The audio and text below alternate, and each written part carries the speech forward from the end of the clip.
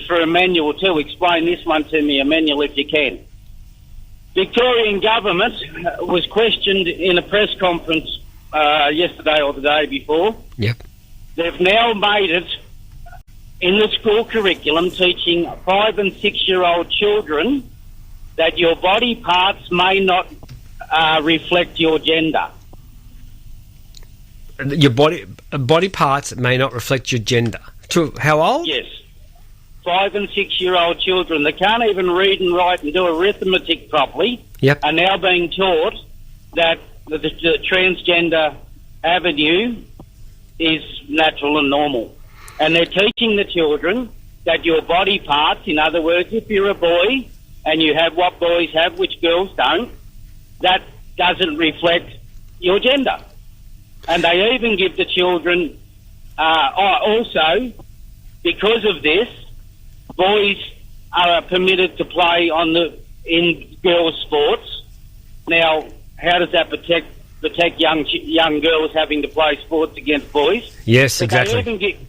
They even give the answer if somebody questions you, my teacher said so. Well, this actually is something I saw. It's on the Sky News website. Yep. Right? The Victorian Premier, right, was asked about this. Yes. And, I watched the press conference. Go on, you tell the listeners. She went on to attack the journalists about the story and stop it. She wants the ideology to go through. Stop picking on children because their thoughts are the amount of same-sex children who commit suicide. She said that transgender children are 15% more likely to commit suicide. Now, I'd like her to produce the data to prove that because the CAS report, you know what the CAS report was? I haven't heard the CAS, no.